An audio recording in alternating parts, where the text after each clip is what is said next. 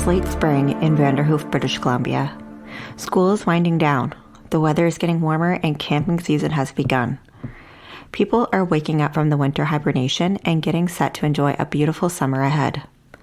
Madison Scott was one of those people. Summer was her favorite time of year. Sadly, she would never enjoy those hot dog days of summer because on the last weekend in May of 2011, Madison disappeared into the heavy, dense woods of rural BC.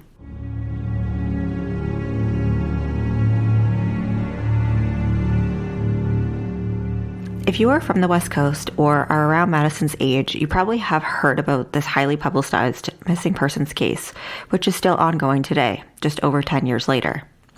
If you haven't heard about the story, I'm going to take you through the timeline of her disappearance, as well as some theories regarding who knows what. This is Cold Canada, Episode 6, The Disappearance of Madison Scott.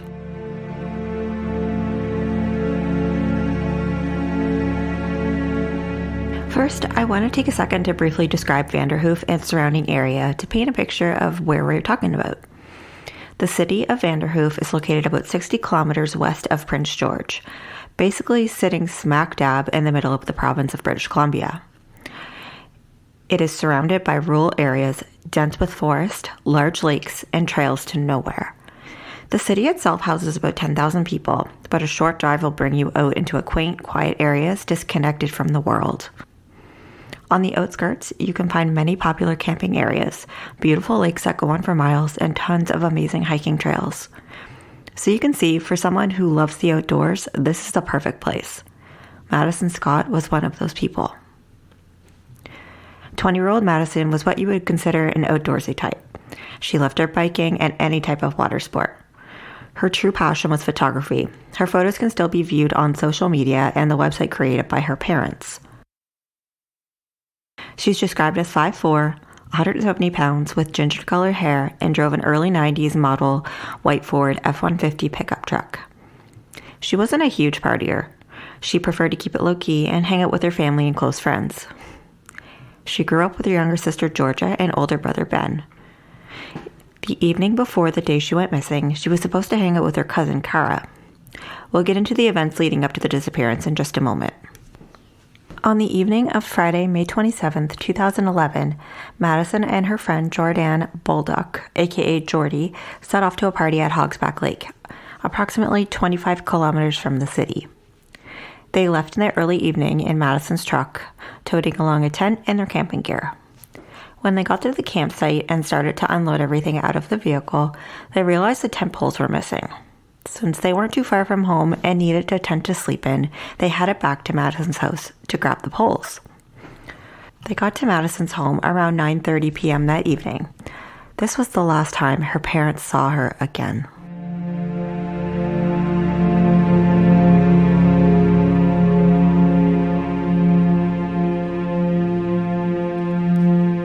The birthday party ensued that evening. From witness account, there were approximately 150 people that attended, which was not anticipated.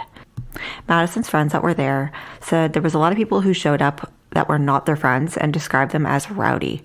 It was also reported that Jordy got extremely drunk, fell into the fire, and ended up leaving the party, at which point 5 other people left. This account of events isn't super clear. Some people said Jordy wasn't seen drinking, but rather acting drunk as an excuse to go home with her boyfriend, Garrett, who was also at the party. According to attendees of the party, things died down around 1 a.m., which seems to me a little early. Madison was last spotted at the site around 3 a.m., but that timeline is also wishy-washy. Fast forward to the next morning, Saturday, May 28th, 2011. Maddie's mom, Dawn, expected to hear from her later the next morning. After lunch, when she still didn't hear from her, she tried her cell, which went right to voicemail. This wasn't too alarming at the time because cell service was pretty shoddy in the area where Maddie was. But by the next afternoon, on Sunday, May 29th, Dawn still cannot reach Maddie. Now she's worried. This was out of character for her to not keep in touch with her parents. Dawn calls Jordy's mother to see if she has heard from the girls. To her shock, she discovered that Jordy was at work and had been home since Saturday morning. This really alarmed Dawn. Her and her husband, Eldon, decided to go check out the campsite to see if they could find her. When they arrived at the site, they found an empty, two-tone blue tent, Maddie's truck, and all her belongings, but no sign of their daughter. When searching through her things, the only missing items were her phone and keys. By 12:30 p.m., police were called and arrived at the campsite.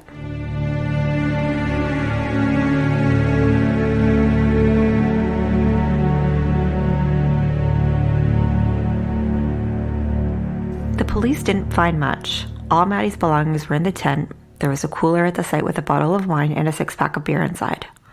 Her truck was near the camp, in the same spot it had been since her and Jordy returned from picking up the tent poles Friday evening. After searching through the area, it was clear Maddie was not there. Search and rescue were promptly called in after the scene was thoroughly checked. Now, before I get into the search for Maddie, I want to go over the tale of events that came from Jordy at this time. Her story does vary depending on what you read, but what I've gathered is she told police she did leave that Friday night but returned Saturday morning around 9 a.m. This is the part where it tends to vary. Jordy says she went back to go check on Maddie and found the tent with its door wide open and everything inside looked like it was rummaged through. She says she grabbed her pillow, sleeping bag, and a few other of her items and left for work. She did not tell anyone this. She did not alert the police or even tell her parents. Instead, took the 20-minute commute to work and continued her day as normal. Jordy's boyfriend Garrett also went back to the campsite on Saturday, reportedly to clean up after the party. He said he saw Maddie's truck and tent, but the tent was not open. There are a couple odd things that stand out in these two stories, but I'll be coming back to that later. Back to the search. Maddie's parents stay at the campsite, and apparently Jordy and her mother join in on the search. Jordy reports finding 2 of Maddie's rings and an earring at the base of the tent.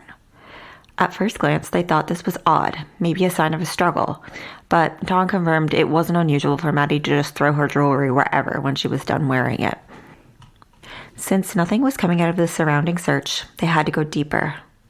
This was a huge surface area of different kinds of terrain to comb through. We are talking densely wooded areas and large deep lakes, not an easy place to find someone. The search went on for 4 days. Divers searched the lake, which was 220 feet deep.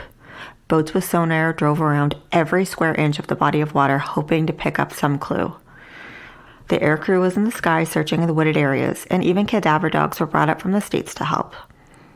Unfortunately, the search was called off on May 31, 2011, and authorities concluded she must have disappeared via a vehicle, whether that was willingly or not.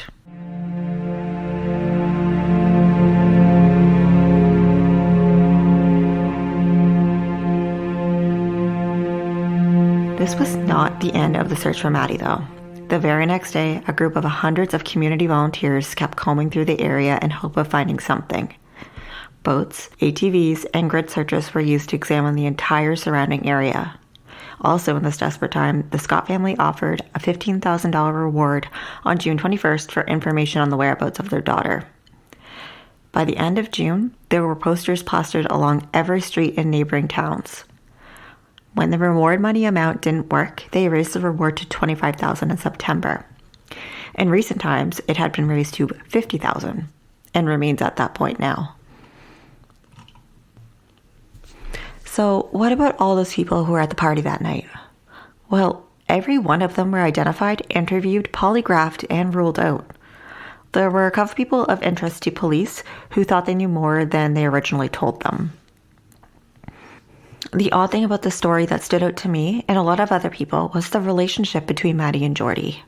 Dawn told police and news that the two girls haven't hung out together since high school, and as far as she knew, they fell out of touch.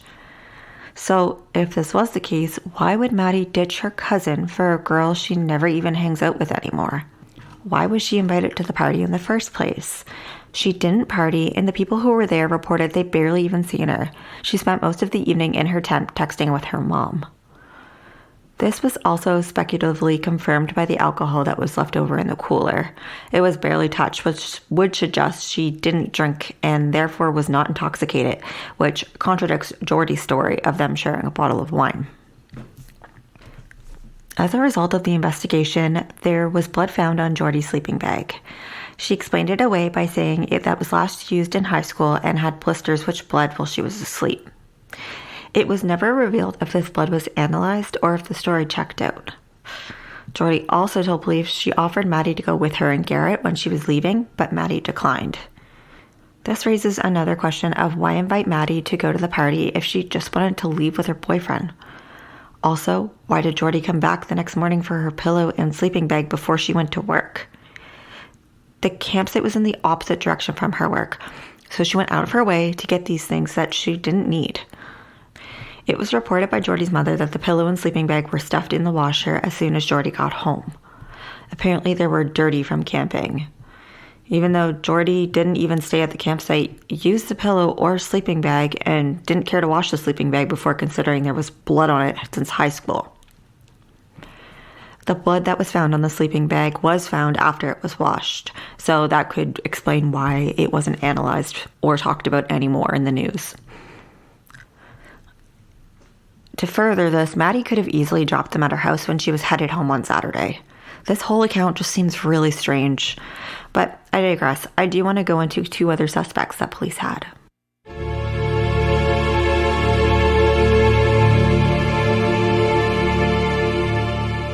The first is an unnamed party attendee. There isn't a lot of information on this, although articles have said he was heavily investigated. It wasn't revealed if he was previously known to Maddie or if he was one of the people in the rowdy crowd. He was investigated because it was reported Maddie had turned his advances down and he was visibly, quote-unquote, huffy about it. Eventually, though, he was ruled out as a suspect. The second, also unnamed, was a 28-year-old male who was a known friend to Maddie. They were on the same softball team, and it was rumored they were seeing each other. He did not have the greatest reputation and was into some shady things. The theory spread that he was responsible for Maddie's disappearance. The theory was he owed drug money and some people took her as punishment or ransom. He denied these allegations and wanted to publicly clear his name. He did so by taking a polygraph, which he passed. The odd thing is, he went missing 2 days later. 2 weeks after his disappearance, his decapitated head was found in a cabin in a neighboring town. Now, fortunately, his murder was solved quickly. There were 4 people found responsible, and police were able to determine the 2 events were not linked at all. Still, I thought it was worth mentioning because it does show the type of guy she was allegedly hanging around with. With no further leads to pursue, the case went cold. In December of the same year, just over 6 months later, there was a video reenactment of Scott's events prior to the disappearance. The video is linked in the show notes if you're interested in checking it out. Over the next few years, the searching didn't stop, but unfortunately, it also didn't yield any clues on what happened to Maddie. Numerous private searches were completed. The volunteers even made a special horse and ATV trail to use just to go looking for the missing woman. The case was reviewed by a second RCMP division, but nothing new came from that either. In 2012, the Scott family started an annual poker ride at Hogsback Lake to continue awareness and keep the case alive. The last one was in 2019 before the pandemic hit. To date, Madison Scott remains missing. Her family is hopeful that she is alive and will one day come home.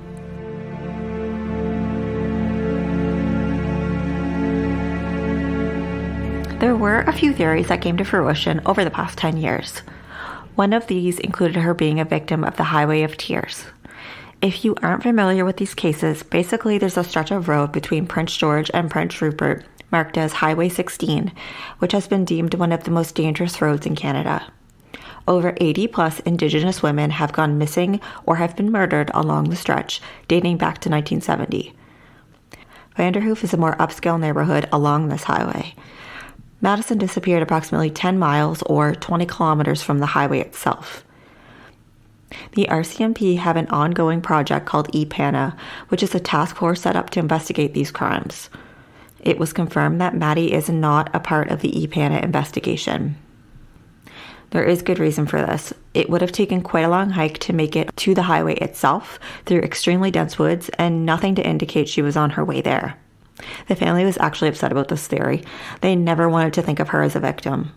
She would never hitchhike, and it was a good 3-hour walk to the highway from the campsite. Why would she bother walking all the way to the highway when she had a working vehicle with her? All the evidence pointed away from this idea. If you are interested and want to read more up on the ePanda task force, I've linked the RCMP website in the episode notes. The second theory was the animal theory. They were situated in a forest area known to have bears and other dangerous animals around. But this was ruled out as well. There were no remains, bones, or clothing found in the woods. Nothing to support she was attacked by anything. Now the next isn't really a theory, but more of a speculation. Madison's parents said she never left the house or went anywhere without her purse, cash, and ID, but all of those things were left behind. She carried a giant bulky keychain, and that was missing. So was she out searching for it? Did someone take it? It seems like a strange thing to take without taking your purse and money, and not your vehicle. Another odd thing is there was nothing stolen. No evidence to suggest there was someone that robbed her or took her. Everything was left behind. This brings me to the suspicion of her quote-unquote friend, Jordy. Everything about her story is just weird. I've watched multiple videos of her interviews, and although she defends herself by saying she was nervous, she seems way too nonchalant about the whole thing. I can't quite wrap my head around why she invited Maddie to this party. It's been a few years since they last seen each other. They don't regularly hang out, which brings me to another question of why did Maddie ditch her cousin, who she is close with, to go to this party at the very last minute? From the recall of events from partygoers, Maddie barely even participated in the party. So again, why was she even there? Maybe I'm overthinking it, but it all doesn't add up. Between Jordy's strange behavior, the blood on her sleeping bag, and the desperate need to go pick up her pillow and sleeping bag the next morning just shouts suspicion to me. Again, just my opinion on the case. Please go watch some of the interviews with her and let me know what you think. This year, in May of 2021, marked the 10-year anniversary of the missing woman. There are regular updates posted on the findmaddie.ca website and Facebook page. It was posted the family was not able to run their annual poker ride again this year due to COVID-19. Maddie would have turned 30 this year. Additional details of her appearance can also be found on the Find Maddie website. These include a bird silhouette tattoo on the inside of her left wrist, along with nose and ear piercings. She was last spotted at the campsite near Hogsback Lake. Again, she's 5'4", 160 to 170 pounds, medium build, pale complexion, and ginger hair. There are pictures on the Find Maddie website as well as the Facebook page.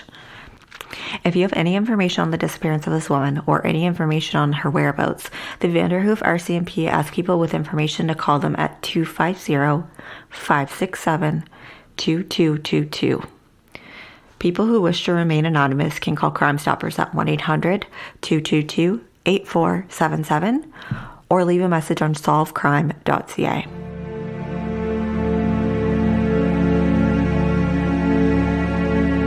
I know this has been long awaited, and I thank you all so much for your patience.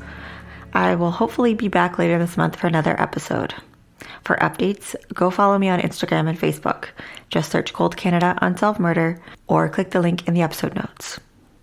If you haven't already, subscribe on Apple Podcasts or wherever you listen to your podcasts. Until next time, my name is Heather Curran, and this has been Cold Canada.